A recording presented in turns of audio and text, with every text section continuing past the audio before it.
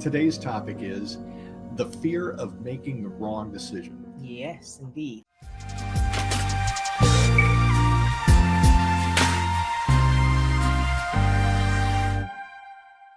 So I think that it's something that a lot of people experience. Mm-hmm. I've certainly experienced it in my life, almost a paralysis Yes, indeed. around making decisions. So Right. a couple of major points or a couple of things that we'd like to suggest Mm-hmm. that are maybe a little bit different than the way people would normally approach dealing with the fear of making the wrong decision. Right. Yes. So the first, there's two main points Mm-hmm. that we want to get across today. The first is that your decision making is not coming from your conscious mind. Mm-hmm. So and hopefully the 2 points we're going to make today will hopefully take the pressure off, and we'll end up with also giving you a plan of action to get over that fear of making the wrong decision. So the first thing is that it's not your conscious mind making the decisions. So whatever references you have in your subconscious are what are determining your decision making. So your subconscious is referring to the references, the evidence you have from your childhood, then prompting your brain to trigger your organs to produce chemicals that make you feel certain things. And your conscious mind is then trying to make sense of that and trying to make a decision based on that. So you change the references and you change the decision you make. So yeah. No, you want to get a word in there? Well, I want to make sure that everybody's on board, maybe me. No, I just want to make sure that do we have an example? An example of that in how people might be experiencing it. Yes. So, for example, let's say you have business and you are trying to decide whether to employ someone or not, or whether to employ an additional employee. Mm-hmm. So there's the decision of whether to basically expand your business, perhaps. Right. And if you have references in your subconscious that prove that it's dangerous to be successful, or it's dangerous to have money, and see our other videos for what that means, then your subconscious is going to be making sure that it guides you by. Mm-hmm. So let's say you think, right, so I think I'm going to expand my business. Now, it may then refer to the fact that it's dangerous to have, maybe if you are too successful, your family will disown you, or your friends won't like you anymore. Right. Maybe you have a reference for that. And by a reference for that, we're saying a subconscious reference. Yes. You're not sitting there going, oh yes, but I think I might fail. Yeah, no, it's a subconscious thing. So your conscious mind will be completely unaware of it. Then your subconscious is going to refer to that, prompt your brain to trigger your organs to produce chemicals that will push you in, that will cause you to see one option as a better thing than the other, depending on what potential results there are. But the second point I want to make is going to change all of that anyway. Well, not change it, but it adds to it. This is a very important point, and it's also this point will help to take the pressure off. It doesn't matter. It doesn't matter which decision you make. Okay. That's probably going to need a little bit of explanation. So it doesn't matter. There's two reasons it doesn't matter. Number one, because the experience of anything happens inside you. Right. So let's say somebody's trying to decide whether to leave their 9-to-5 job and start their own business. Now, if they leave and start their own business, or they stay in the job they are, the experience inside them is, the experience of either option is happening inside them. So they could be miserable in their job, and then they could leave their job and start a new business and be miserable. Or they could be happy in their job. They could leave and start a new business and be happy. What we feel happens inside us, not outside of us. Number one. Number two, it doesn't matter, because whichever decision you make, the result is still going to be from those subconscious references. So another example, let's say you are in business with a partner and that person is there's something wrong for whatever reason, you're clashing with them, they are mean, or they are they're lying to you, they're stealing or from, whatever. Yeah. So whatever that is, then now you're trying to decide, should I buy the business from them and move out on my own, or should I try and stick it out? Should I confront them? What should I do? So here's what's going to happen.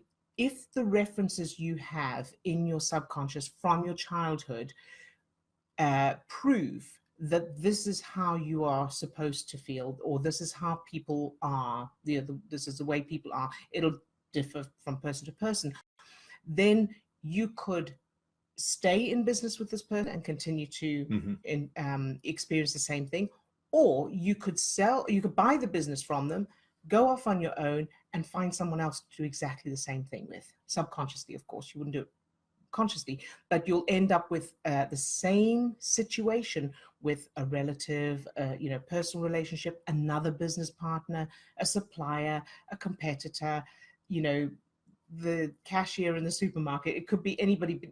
You'll find another way to feel that, because that is what your subconscious GPS is set to. Okay, so and in the same way, if you either already have references or you change those references to the opposite. So for example, let's say you go there and you change those childhood memories, those subconscious childhood memories, to where everybody always treats you with respect. You're always happy. People are always lovely to you. Then it doesn't matter. Again, the decision doesn't matter. You could leave and you'll be perfectly happy and produce that result, or you could stay with the same person and either they'll change or they'll leave, or your experience of them will change in some way. So it's nothing to do with the decision you're making, and it's nothing to do with the outside. It's all about changing the references inside you. And and so that's the way to take the pressure off. Don't worry about, so if you've got a decision to make, don't worry about that for the moment. Right. Take a moment, go and rewrite your childhood memories, childhood references, using the techniques we teach. So the most important thing here, it is going back to the starting point. It's going back and looking at your childhood and rewriting your entire childhood so that it is now pointing you, or it's empowering you in the direction that you want to go. Right. So in other words, if you're changing the GPS, if my goal is to create a successful business or to have a happy relationship or whatever it is, I want to make sure that there aren't any references or proofs in my childhood memories or in my childhood that say it's not possible for me to do that. That contradict it. That contradicts that. I want to go back and change all of that so that I came from a long line of people of that are what I'm trying to move toward. Exactly. Did I say that right? Yeah. So that your parents and grandparents were, did, and had whatever you want to be, do, and have right now. So that's what you want to create, a new subconscious childhood, references where your childhood supports whatever it is you want now. And the other, so those are the two main points we wanted to make. But the third thing I want to talk about just very briefly is an action plan. So if let's say you have a decision to make and you're not sure which one to make, the first thing is to, as we said, rewrite your childhood, use the techniques that we teach. And it's, the new techniques that we've introduced make it much quicker as well. You can do this, it doesn't need to take long, so that you have support for the new, for whatever you ultimately want. And then realize it's not going to make a difference really which decision you make. Now, here's what you do. Let's say you've got two options. Once you've changed the references, change the references first, because it's going to make a difference, obviously. Then wear the first decision. Wear it like a costume. Decide you're going to do something. So by that, let's say I've got to decide whether to fire an employee or not. So I'm going to start by thinking, right, I'm going to fire the person, and spend, depending on when your deadline is to make the decision, spend a couple of hours or an hour or 24 hours, having decided that, but don't take any action. Just decide you're going to do that and then get on with your day. Then after that period of time, make the opposite decision. So then you say, no, I'm going to do the opposite. I'm going to keep them or hire them or whatever it is.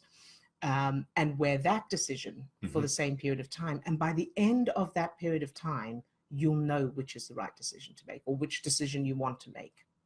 But bearing in mind, there's no such thing as a wrong decision. And as personal examples from your own life, do you have an example of how this kind of played out for you? I do, as it happens. So as most of you who've been following us know, I used to have money issues. So no matter what I did, how hard I tried, how hard I worked, what decisions I made, I still ended up struggling financially. And so, for example, a business decision, two business opportunities. Sorry, let's pick one. So there was a business. So it was such a pattern to happen so often, but a business opportunity comes up, and I think I don't know whether to do it or not. I've got to invest some money in it, so it's a big decision to make. Of course, and do I take the money that I have left, that I should be paying bills with, and invest it in this business opportunity with the hope that it will, or the belief that it will help me to bring in an income or improve my income? And so I wasn't sure. And so what was happening then, my subconscious referred to the fact that I don't have money, and financial struggle is the norm, which means it's safe because I'm still alive. So it's always been this way. This is the way it's supposed to be. I think that's, if I can just jump in, I think that's an important point to underline, that your subconscious is just trying to keep you in a normative state. So we learn these normative states from childhood, from early on.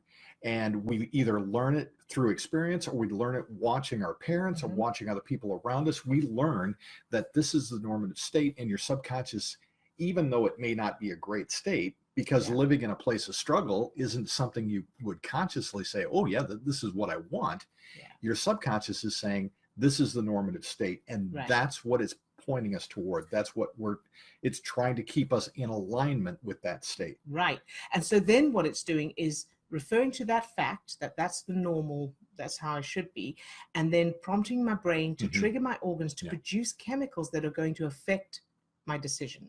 So I look at this business opportunity and I feel excited. In other words, if it's the wrong one, if it's not going to result in money, I feel excited. I feel fear at the idea of missing out.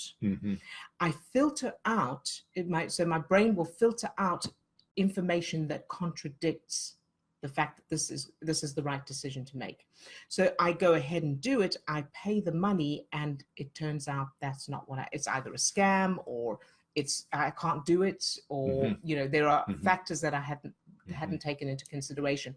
Or if it would make money, so it is the right thing, and this, it would make me money, then my subconscious is prompting my brain to trigger my organs to produce fear chemicals, stress chemicals. It's not the right thing. What about this? What are all the doubts and my conscious mind is coming up with reasons for those feelings, and I end up And the bottom line is, if you're looking at it from the standpoint of your subconscious keeping you in alignment with those original programs, you've in fact made the right decision. Exactly. And it is keeping you in alignment with that decision. That's it. So that's why we say there is no wrong decision. There's whatever decisions you're making, number one, are in alignment with whatever you've got in your subconscious, the references in your subconscious. And number two, what was number two? That it doesn't make any difference. It doesn't make any difference. That's right. Good. that was the point. But so obviously the most important part is going back and changing those original references first. That's how you make the right decision. So you're going to continue to keep yourself in a pattern of, I'm always making the wrong decisions, or I'm never, whatever, but it's going to be based upon those original Right. references. So if you want to know how to do that, or you'd like some help with doing that, there will be links in the description under below this video on YouTube. And we will also post them for those who are watching us live on Facebook. Hello. We will post those links in the comment section after this, after we've gone not live anymore. All right. We hope that helps. We're happy to be back, and we're looking forward to continuing the work. So if you have any questions, also list those in the comments below, and we'll be seeing you next week. All right. Bye, everybody. Bye for now.